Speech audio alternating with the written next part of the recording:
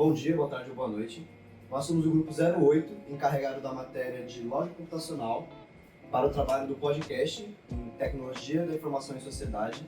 E estamos aqui com o Anderson, nosso professor que hoje atua em 3 matérias dentro da UFRN, sendo elas Geometria Euclidiana, Matemática para a Computação 1 e Lógica Computacional. Professor há 11 anos da UF, não é isso? E professor formador do curso de BTI, então aqui desde o início dos tempos no IMD. Também já foi coordenador do Metrópole Digital de Angicos. E a gente vai fazer agora a entrevista sobre ele. Bom dia, Anderson. Bom dia a todos. A entrevista aqui é seguindo a matéria dele que leciona de lógica computacional. Então vamos aqui para a primeira pergunta. O que é lógica computacional e do que se trata essa disciplina? Tá, vamos lá. Lógica é o estudo do pensamento correto. Tá? Então, a lógica computacional ela vai fazer uma análise de sistemas lógicos que são geralmente aplicados à computação. A gente tem a lógica clássica como sendo um ponto fundamental, o sistema lógico fundamental de aplicação do estudo do pensamento correto, vamos dizer assim, na computação, no paradigma clássico computacional. Então a gente vai estudar essa disciplina justamente nas disciplinas anteriores, quando você já começava a pagar, a gente começa a entender como aplicar a lógica, como fazer, como processar ou proceder para ter um pensamento correto. Ou seja, vocês estão aplicando lógica, tá? Mas aí nessa disciplina a gente começa a entender o que de fato é esse sistema lógico, o que é a lógica, ou seja, um sistema como um todo organizado, certo? E de maneira que a partir desse todo organizado, onde há interdependência entre seus elementos, tá? A gente pode então formalizar o pensamento corretamente. Tá? Isso a gente faz pela lógica clássica, de maneira clássica, e na disciplina a gente aproveita ainda também para ver outras maneiras de pensamento correto, ou seja, outros sistemas lógicos que vão além do clássico, ou seja, algumas lógicas não clássicas. Tá? Então a disciplina, fundamentalmente, a gente vai aprender a lógica clássica sob diferentes abordagens, tanto a lógica proposicional clássica, quanto a lógica de primeira ordem clássica. Tá? E aí, na sequência, a gente vê também alguma lógica não clássica. Neste semestre em específico, a gente vai ver 3 lógicas não clássicas. Vai dividir a disciplina e fazer um trabalho com os alunos que a gente possa discutir a lógica modal, a lógica fuzzy e uma aplicação de lógica fuzzy para simular a computação quântica. Essa matéria, ela é muito recente no meio acadêmico ou ela sempre nos últimos 15 anos já estava presente? Não, essa é uma matéria, de fato, do código DIN, ou seja, é uma matéria, é uma componente curricular do DIMAP. Então é uma disciplina que quem paga geralmente ou está na ênfase do BTI que quer fazer ciência da computação ou já entrou na ciência da computação pelo DIMAP, né? Pelo Departamento de Informática e Matemática Aplicada. Sobre sua formação, você tem alguma preferência na metodologia de lógica para dar aula? Você prefere dar aula sobre a linha de pensamento da lógica clássica ou você gosta e se diverte mais quando você tem partes do ano onde você dá a lógica não clássica, como a modal, a física? Pela metodologia de ensino, eu acabo percebendo que para mim é um pouco mais prazeroso a parte de lógica não clássica. Tá? Porque é um momento em que, pela forma do aprendizado, a gente separa da seguinte forma nessa disciplina. A parte de lógica proposicional clássica e lógica de primeira ordem clássica, a gente vê diferentes abordagens, mas a gente divide muito com aulas expositivas dialogadas, né? Eu apresentando o conteúdo, e parte dele é o aluno apresentando esse conteúdo e a gente discutindo em sala. Mas a maior parte ainda sou eu expondo. Né? A parte de lógicas não clássicas, eu faço uma breve introdução de cada uma delas, para dar um caminho, e aí depois é o próprio grupo de alunos que vai apresentar e discutir conosco na turma o que é cada uma dessas lógicas não clássicas, né? Então acaba que é um pouco mais prazeroso o formato de sala invertida, em que o aluno fica como responsável e desafiado a apresentar essas lógicas não clássicas. Claro, ele faz isso depois de ter uma boa base de aulas comigo fazendo a parte de lógica clássica. E, em geral, você sente mais facilidade dos alunos cursando a matéria na metodologia clássica ou na metodologia não clássica? Pela experiência até agora, ambas são similares, assim, o aprendizado é similar. Em alguns momentos eu sempre peço também feedback dos alunos para saber como é que está, de que forma seria melhor para esse determinado conteúdo. E muitas vezes é um aluno mais maduro, certo? É um aluno que está há alguns anos já em um curso de graduação.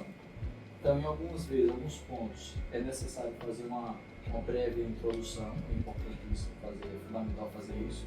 Em outros momentos, é importante deixar para que o aluno leia, estude e traga o conteúdo para ser discutido, né?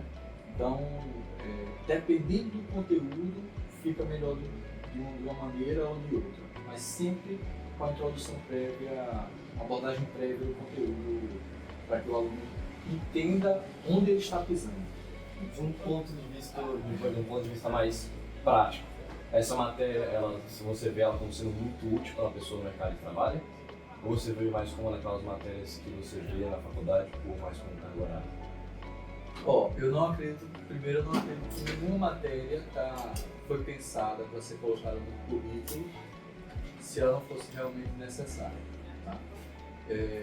Todas as matérias iniciais que vocês estão pagando em matemática, por exemplo, aplicada à computação que vocês têm aqui, por exemplo, FMC1 e FMC2, elas são base e tem alguma justificativa, porque essa teoria que vocês veem anteriormente, vocês estão aplicando em alguma disciplina futura do curso, obrigatoriamente. Todo o currículo que a gente pensou de FMC1 e FMC2 e a parte de técnicas de demonstração como introdutório ao FMC1, certo? E transversal. O que você vê em técnicas de demonstração, por exemplo, em geometria euclidiana, é o que vocês vão ter de maneira transversal em FMC1 e FMC2. É o que os alunos têm também de maneira transversal em matemática para computação 1 e 2 lá no DIMAP, né? Que são os equivalentes a FMC1 e FMC2 aqui. Então, todas as matérias que a gente pensou aqui no DTI, a gente verificou as demais áreas que a gente tem em tecnologia da informação e questionou aos professores quais desses conteúdos de matemática eles utilizavam nas disciplinas deles. Então, a construção do currículo de FMC1 e FMC2 é a matemática necessária para desenvolver as disciplinas posteriores, geralmente que algumas são mais práticas, outras são teóricas também. Mas todas elas é sua base para poder realmente aplicar no futuro no seu mercado de trabalho. Base, não obrigatoriamente, ou seja, é uma área meio aqui na tecnologia da informação, não obrigatoriamente uma área fim, certo? Mas na ciência da computação, quem vai fazer TI e se enveredar para a ciência da computação, essas disciplinas são disciplinas de matemática aplicada à computação, lógica computacional, né? E teoria computacional. Mais para frente vocês vão ter, quem for fazer ciência da computação vai ter.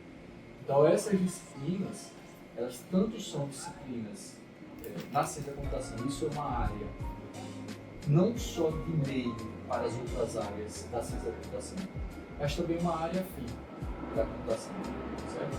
Quando a gente fala em ciência da computação, a matemática da computação, a lógica computacional, teoria da computação, tudo isso são componentes curriculares e matérias, ou seja, assuntos, temas, fins de um cientista, ou seja, que um cientista da computação estaria trabalhando no seu dia. Entendeu a diferença em relação questão da TI e da ciência da computação. Então, da TI, que vai se enveredar mais para vai ser um cientista da computação, totalmente estaria aplicando no seu dia a dia essas disciplinas. Clássica ou ativa? Eu diria que está 50-50%, porque na parte de lógica clássica a gente faz dividido, mas mais dispositiva, e na lógica não clássica, que é a última unidade, a gente vê toda de maneira de estar invertida. Né? Dentro dessa disciplina vale a pena falar também que na parte de lógica clássica a gente utiliza uma parte prática, certo? Que seria utilizando, no caso que eu tenho utilizado, um assistente de provas, né, para ajudar a fazer demonstrações, que se chama Lean. Então ele aprende lógica proposicional, diferentes abordagens da lógica proposicional, ou seja, a teoria semântica e da teoria de provas, e aí ele aprende a programar com assistente de prova algumas demonstrações, tanto para a lógica proposicional quanto para a lógica de primeira ordem clássica. Essa matéria, os alunos eles usam muito o computador como material, ou a gente passa por matéria que nós somos calouros, a maior parte dos alunos é só o caderno, caderno.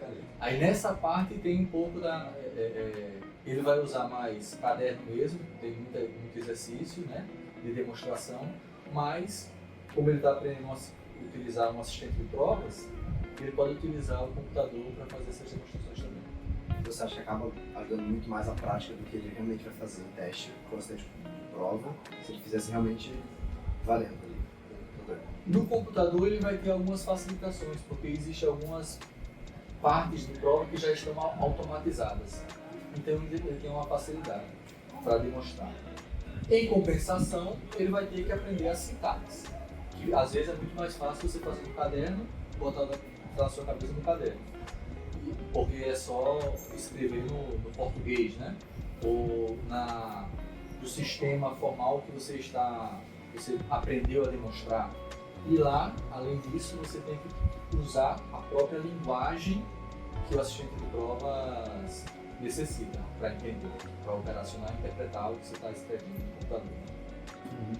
Então, tem uma vantagem, assim, a vantagem é que tem partes automatizadas de prova, e a desvantagem é que é uma coisa mais para aprender, a sintaxe do programa.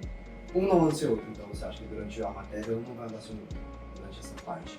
É complementar, eu diria que é complementar. Dá para ser feito só com a parte do caderno, mas de fato, como bons cientistas ou bacharéis em tecnologia da informação, a gente gosta de fazer as coisas no computador. Né? E programar também é outra coisa que a gente gosta. Então acaba que quando vai para o computador, isso estimula mais também o aprendizado do aluno. É notório isso. Em relação à discussão da matéria, você acha que ela é mais social ou técnica? Mais técnica. Ela é mais técnica. É claro que eu percebo isso na minha carreira acadêmica, que minha formação sempre foi nessa área, na parte de lógica, matemática aplicada à computação, e isso me ajuda a pensar e resolver as minhas coisas no dia a dia, certo? Então, dentro do trabalho, dentro da minha casa, ou eu tomar uma decisão para um lado ou para outro, eu faço isso tudo de maneira muito cartesiana, ou seja, muito racional. Então eu estou aplicando lógica clássica ou outras lógicas não clássicas no meu dia a dia, certo? Porque eu raciocino para deliberar, ou seja, raciocínio para tomar uma decisão. Então acaba que, no profissional, nos diálogos do meu dia a dia, seja profissional ou familiar, ou entre amigos, eu sempre estou, de certa forma, aplicando esses conhecimentos. Né? Então é prático nesse sentido, né? É social nesse sentido, porque nos ajuda no dia a dia, mas fundamentalmente técnico, porque o que a gente está fazendo é compreender formalmente, a forma de você ter um pensamento correto perpassa em formalizar esse pensamento. Ou seja, você aplicar um pensamento correto. Um passo anterior a isso é formalizar o pensamento, tornar ele mais formal, não tirar ambiguidades dele, certo? E isso aí é um passo técnico, puramente técnico. Então, durante a disciplina, como a gente está vendo formalizações de sistema lógico, né? Sistemas lógicos formais, a gente está fundamentalmente trabalhando com questões técnicas de performar o pensamento correto. Em relação à abordagem da matéria, como você leva a matéria para o aluno? Você acha que é majoritariamente teórica, só os fundamentos, ou de maneira prática? O aluno realmente vai aprender mais com o decorrer dos exercícios? Como matemática, como sempre a matemática é, a lógica também é um pouco difícil separar onde acaba a lógica e onde começa a matemática. A gente utiliza a matemática para formalizar a própria lógica, né? E utiliza a lógica para provar a matemática. Então, ela é sempre prática para eu entender. Tem muitas definições,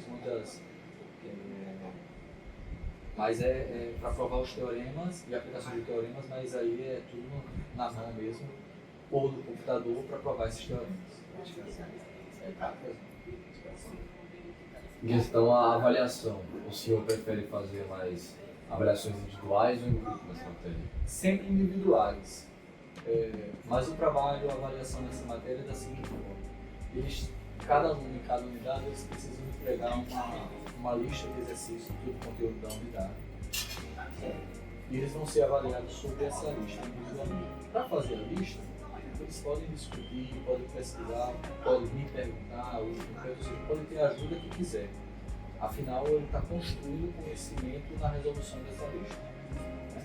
E aí vai ter um momento individual comigo, onde algumas questões serão sorteadas e eu pergunto como é que ele resolveu a questão, e dentro daquele tema da questão eu aprofundo para ver se ele tem um conhecimento do porquê daquelas técnicas que ele está aplicando, porquê ele resolveu daquela maneira, ou seja, uma forma de aprofundar para eu saber se realmente o aluno está compreendendo bem o conteúdo. Então a avaliação é individual, com essa prévia lista de exercícios que eles podem fazer da maneira que quiser, mas vai ter um momento particular, individual comigo, onde questões daquela lista serão sorteadas e ele tem que me explicar e mostrar que sabe resolver aquela questão. Você considera que é algo muito necessário de um professor levar o método avaliativo como um meio de aprendizado também? Além de a avaliação ser só a prova de ou sabe ou não sabe, também ser um outro jeito de aprender mais ainda. Isso. Você acha necessário isso? Eu acho necessário. A avaliação tem que ser mais um momento do aprendizado do aluno. O que eu vejo muitas vezes quando a gente tem uma turma muito grande, que a gente tem que fazer provas e exercícios que o aluno escreve e só nos entrega, é que ele só aprende depois que errou. Eu acho que esse é um problema desse método de avaliação. E aí, quando a gente tem turmas um pouco menores, a gente consegue fazer esse método que eu acabei de falar, em que durante a própria apresentação, ou seja, ele está me explicando como é que resolveu. Se ele tiver tomado algum caminho errado ali, eu posso ajudar. Fazer, tem certeza que é dessa maneira? Se é dessa maneira, por que você tem tal resultado? E eu faço ele refletir e no mesmo momento ele já consegue, se tiver mais que ele tenha tomado algum equívoco no caminho, ele consegue se corrigir, aprender e não reduzir tanto a nota como ele teria reduzido no método de avaliação em que você escreve e escreve. Né? Então, nesse método de avaliação, eu consigo... ele é bom por duas maneiras, por dois motivos. Porque eu consigo aprofundar se o aluno realmente está entendendo aquele conteúdo, porque eu faço mais perguntas do que o próprio exercício que está ali, eu aprofundo mais no tema, eu pergunto mais o porquê de que ele fez determinado caminho, ou se estaria certo tomar outro caminho. Ou seja, eu consigo aprofundar o conhecimento, se o aluno realmente está sabendo ou não, e eu consigo saber, e o aluno em contrapartida, se ele tiver tomado algum caminho errado, ele consegue, naquele momento, contornar isso e resolver a questão muitas vezes. Né? A gente mostra um pouco, opa, isso aqui será que está certo? A gente vai discutindo e ele vai aprendendo durante a execução da avaliação. Uma curiosidade, nesse momento de correção, na hora da aplicação de uma prova, por exemplo, como essa lista de exercício, você sente que na hora que um aluno está pressionado para voltar em algum caminho que ele tomou errado, você acha que essa pressão acaba fazendo com que ele tenha alguns insights e corrija seus próprios erros de maneira mais rápida do que normalmente se fosse uma aula normal? Não sei, eu acho que isso depende muito é muito pessoal, é muito de cada aluno. Tem pessoas que eles lidam melhor com a pressão e isso que você relatou acaba acontecendo. Tem pessoas que não lidam muito bem, não atuam bem sob pressão. Isso seria mais difícil para eles, quando eles se deparam com um problema que eles têm que resolver naquele momento. Né? Mas o que eu vejo também é que isso não é tão diferente do que ele estaria fazendo na prova escrita. Porque na prova escrita ele está se deparando com aquele momento e está sob pressão também. Então uma coisa que eu faço nessa lista é tentar deixar o aluno sempre muito à vontade, para que ele não se sinta pressionado e mostrar que é só uma conversa. E, ou seja, fazer isso sobre exercícios que ele já resolveu também ajuda a diminuir essa pressão. Né? Então ele já resolveu, pode ter revisado antes, e aí ele se ele estiver sabendo fazer mesmo, vai ser mais tranquilo, mais fácil, menos pressão. Percebeu algum errinho, eu lembro, isso aqui é uma conversa, você está com a chance aí da gente tentar, eu vou fazer algumas perguntas, nessas perguntas a gente acaba dando alguns caminhos, dicas de caminhos que vai ajudar o aluno a resolver essa questão. E aí já serve um aprendizado também, que não, assim, cada ajuda que eu dou diminui um pouco sua nota, mas não seria o mesmo que está errado, né? Diminuiria completamente. Em relação à matéria, ela é presencial ou é à distância? Totalmente presencial. Prefere? Preferência ou... É porque isso vai muito do programa mesmo. É o programa que determina e a disciplina determina que seja presencial. Você é muito de deixar material tipo, no cigarro, seja para a próxima aula? Sim. Porque muitas vezes tem alguns teoremas complexos que precisam ser apresentados. Então a lida prévia desse teorema para a discussão, ela é necessária, sabe? Na verdade, ela vai facilitar o aprendizado do aluno, tá? Outros conteúdos, assim, porque uma coisa é a aula remota, ou seja, eu estou substituindo o momento presencial por um momento em que, de maneira síncrona ou assíncrona, eu estou passando alguma atividade. Não. As aulas sempre são presenciais, mas em alguns momentos a gente faz com que o aluno precise, e aí eu registro, claro, toda essa dedicação do aluno, como um momento de estudo, por exemplo, para a preparação do conteúdo que eles vão estudar e apresentar da última unidade relacionada às lógicas não clássicas. Né? Com essa parte de lógicas não clássicas, a gente tem um conjunto de material que eu passei para eles, tanto de vídeo, quanto de artigos científicos, como de textos, às vezes de tese, de doutorado, de textos usados em notas de aula de outras universidades, que a gente apresenta para facilitar que ele entenda o conteúdo, para que quando ele explanar para o resto da turma, a gente possa fazer uma discussão mais produtiva. E ao finalizar a matéria de lógica computacional, o que se espera que o aluno tenha de conhecimento e competência? O que ele saiba ou não saiba? Perfeito. Então, como a gente tinha iniciado nas perguntas iniciais, né, ele vai entender, antes ele sabia aplicar a lógica, né? E agora ele vai entender a lógica em si. Tá? Então ele vai ver ele vai chegar no final da disciplina com a compreensão da lógica clássica, tanto numa abordagem de teoria semântica, com sintaxe semântica, ou seja, uma linguagem formal e um significado para essas sentenças da linguagem, para essas fórmulas da linguagem, um significado para isso. Essa é a teoria semântica, bem como a visão de outras abordagens da teoria de prova. Então ele vai ver uma abordagem formal, a teoria formal da lógica clássica, proposicional e predicados. Vai ver uma abordagem, outra abordagem formal que é do sistema de dedução natural, outra forma de provar de maneira mais de maneira formal, né? Sem axiomas agora.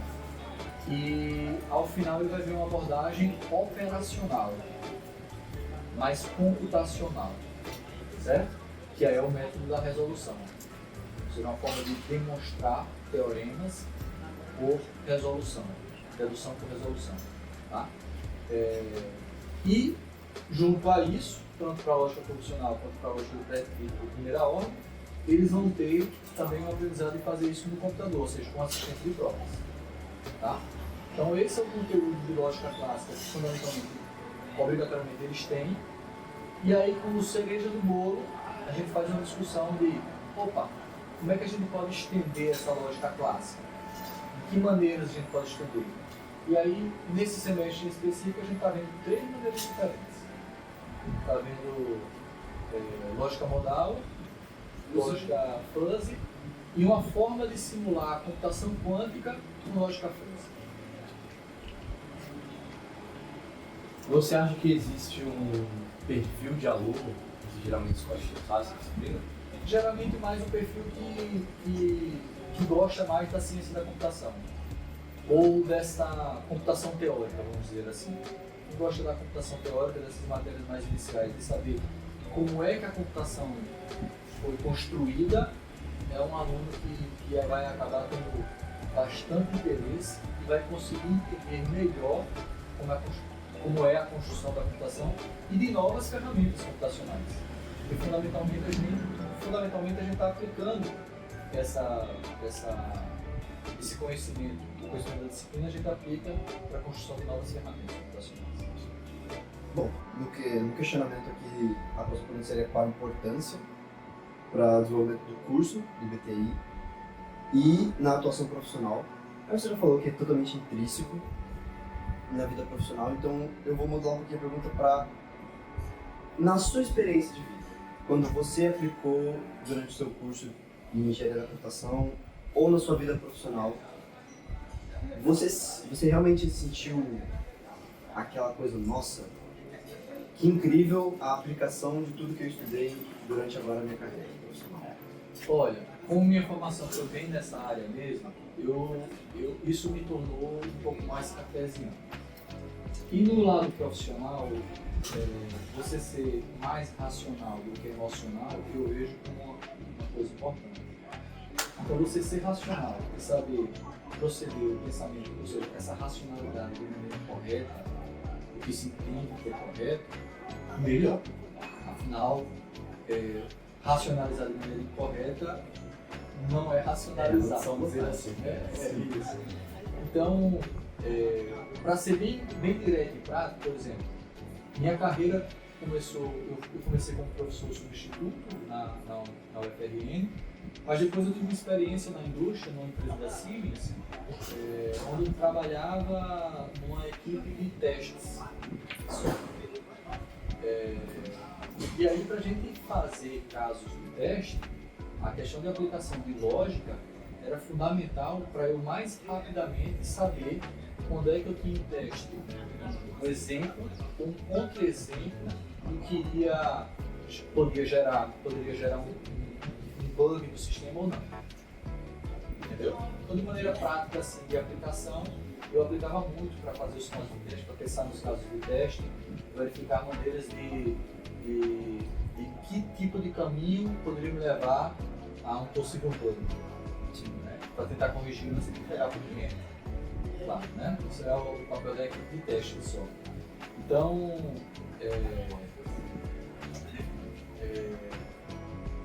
de maneira prática isso, mas como eu tinha comentado na questão social, como você consegue aprender a racionalizar, isso te ajuda nas reuniões, no diálogo com seus pares, professores, com os técnicos, com todo mundo, né? Quando a gente está fazendo um diálogo para atingir uma certa meta que depende de outras organizações, ou seja, articulações interinstitucionais. Então isso me ajudava nas reuniões, nas conversações e nas tomadas de decisões que eu tinha mesmo na vida profissional. Mas de maneira prática, eu gosto de citar isso na época da própria indústria, do mercado de trabalho, que eu aplicava direto todos os dias para a construção dos casos de teste. Incrível essa coisa de que durante o seu período acadêmico você trabalhar e estudar com esse tipo de lógica fez com que moldasse sua personalidade. Eu acho isso muito interessante. É verdade. E acaba que realmente isso, eu acho que é em todas as áreas, sabe? Por exemplo, eu me dediquei muito na minha formação a um tipo de lógica não clássica que é a lógica fuzzy. A lógica fuzzy, ela não é preto no branco. Ela não é verdadeiro ou falso apenas. Ela é verdadeiro, falso, ela tem graus de verdade. Ela é verdadeiro absolutamente, falso absolutamente, e tem uma faixa cinza ali para dizer, ó, é verdade com grau 0,5, com grau 0,7, ou seja, valores entre 0 e 1. Isso te molda assim, um pouco mais flexível também no seu dia a dia, para saber que as coisas não são isoladamente preto no branco sempre. Você pode achar uma flexibilidade, uma resiliência para conseguir um outro caminho, sabe? Então, no dia a dia também isso acaba, quanto mais a gente lê e estuda sobre um assunto, isso vai acabar nos moldando como a gente atua com pessoas. A próxima pergunta é sobre os obstáculos que você vê que o aluno tem a disciplina. Só que como você já abordou isso anteriormente, eu vou mudar um pouquinho. Quais são as coisas que não são abordadas na disciplina? Se você pudesse mudar alguma coisa na disciplina, introduzir alguma coisa, tirar alguma coisa, o que você mudaria? Olha, eu acho que ela tá bem formatada para o ponto em que o aluno começa a cursá-la, certo? O aluno que vai para cursar essa disciplina, ele já viu FMC1 e FMC2, se eu não me engano também FMC3, certo? Os alunos que eu peguei, que eu tive até agora, eles também já tinham uma visão de teoria computacional, teoria da computação, ou seja, já tinham uma ideia de linguagem formal. Então agora o que faltava para ele de conhecimento de lógica seria entender a lógica como um sistema, que é o que a disciplina apresenta. Isso dentro de uma visão teórica, semântica e de teoria de provas, bem como uma parte prática computacional em que você utiliza as ciências de provas.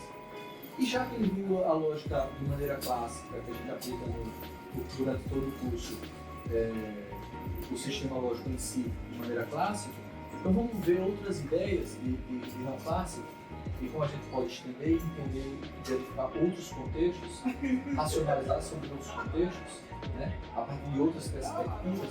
Então eu acho que ela consegue trazer muito bem. E um outro ponto que eu até não tinha comentado como tema da disciplina, mas que ela está no programa, quando você vê a lógica como um sistema e você vê diferentes abordagens dessa lógica, desse sistema, essas abordagens elas têm que ser, entre aspas, equivalentes, né? Então todos os teoremas em uma certa abordagem, um sistema formal, uma teoria formal, uma teoria axiomática, tudo que eu provo com esses axiomas e a regra de inferência tem que ser verdadeiro, tem que ser verdadeiro tautologia sobre uma visão semântica, né? E tudo que é verdadeiro, ou seja, tudo que a gente vê semanticamente que é verdadeiro, ela tem que ser possível ser provada. Essa relação entre as abordagens são provadas, inclusive. Então, relações de completude e correção, ou corretude, entre as abordagens. Se tudo que eu consigo provar é verdadeiro, está correto, é seguro, né? É seguro utilizar essa metodologia de prova. E se tudo que é verdadeiro eu consigo provar, perfeito, ela é completa. Está completo. E tudo que é verdadeiro é possível provar. Entendeu? Então, acaba que a gente vê também uma relação entre as abordagens. Então, eu acho que tá bem fechadinha, a disciplina está bem fechada do momento em que ele é aplicado. Disciplina. Começar a disciplina. Sendo uma disciplina que já vem, não é comum entre calouros. É uma disciplina geralmente que já vem depois de um certo período estando no ensino superior. Você sente que tem alguma dúvida frequente ou acaba sendo um conjunto das coisas que ele já foi vendo durante o curso? Olha, não.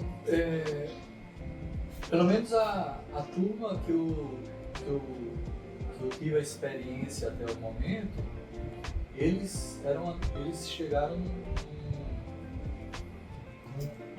numa base de conhecimento muito boa para a disciplina. Então, o que eles viram da disciplina anterior foi suficiente para a discussão que a gente tinha que ter dentro de sala de aula.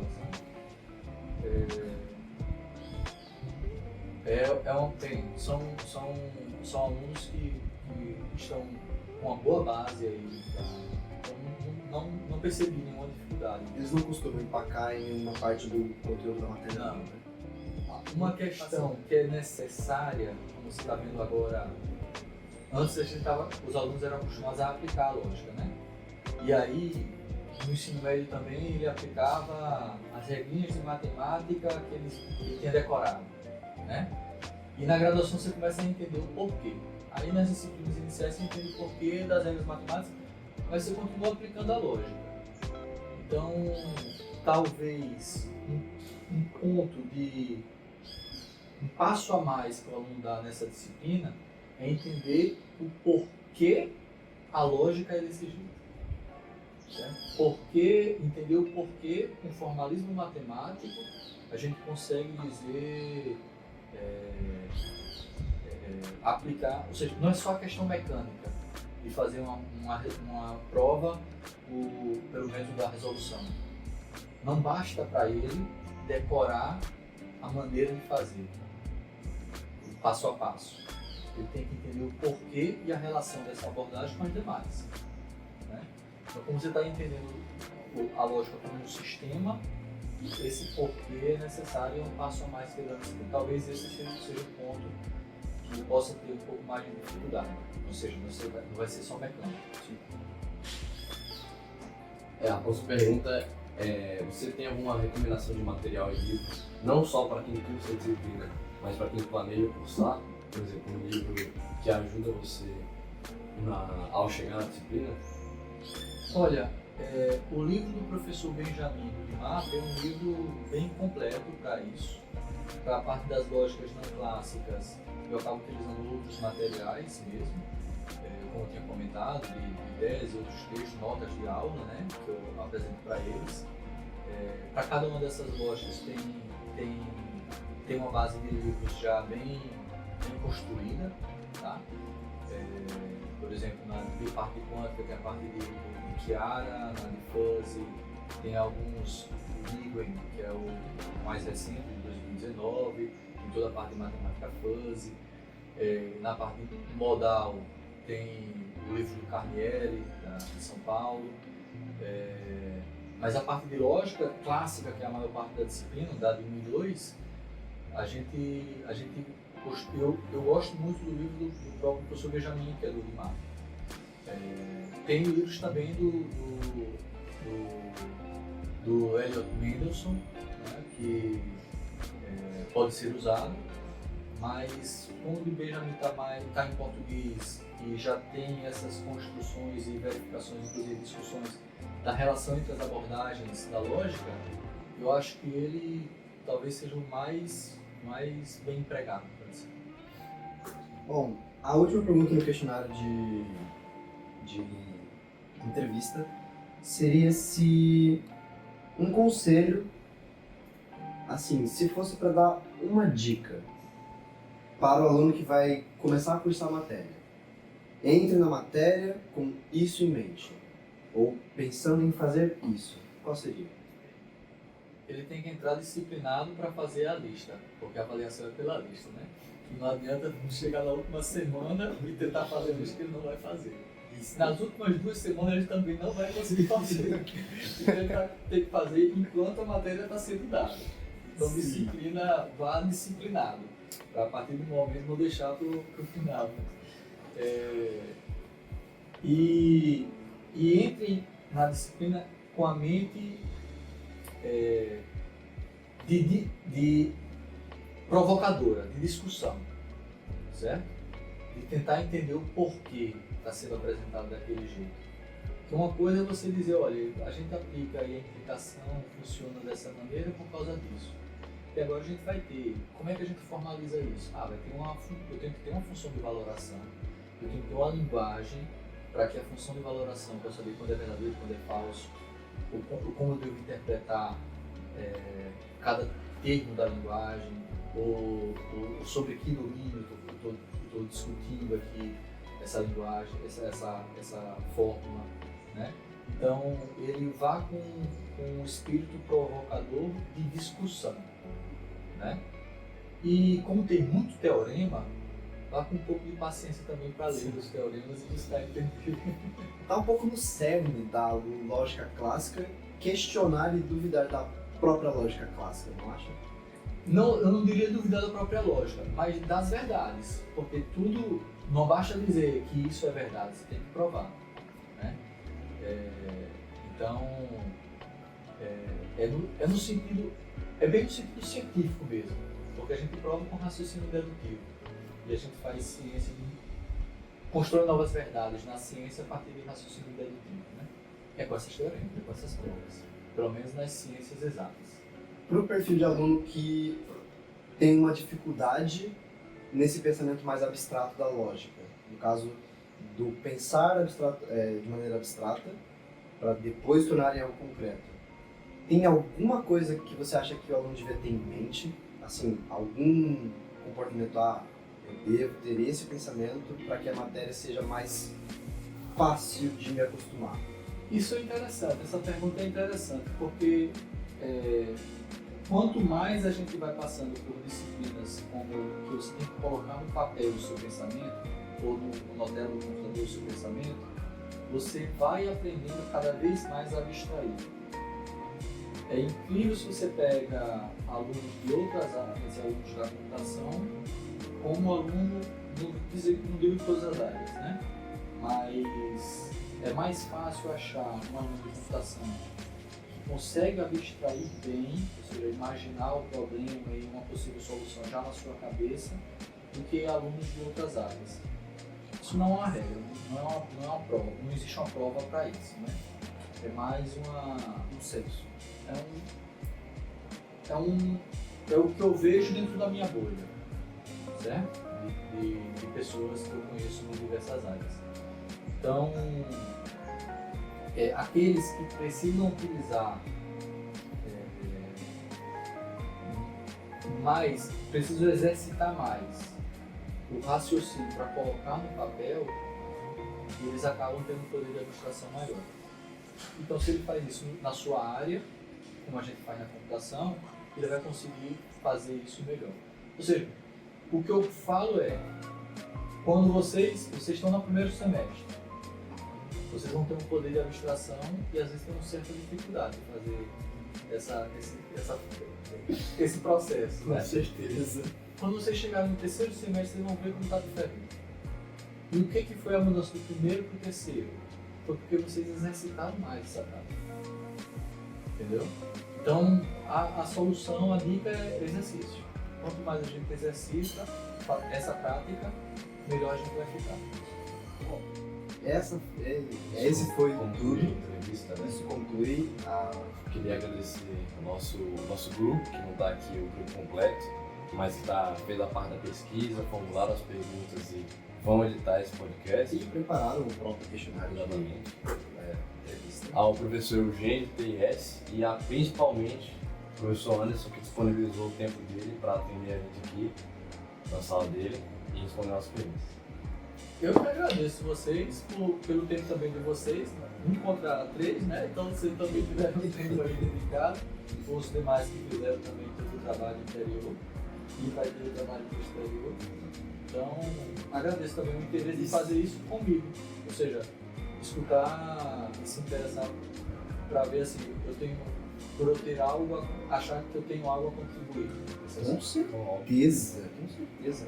E se o senhor quiser também, a gente, quando tiver pronto o trabalho com o podcast Bordado Estudado, a gente manda.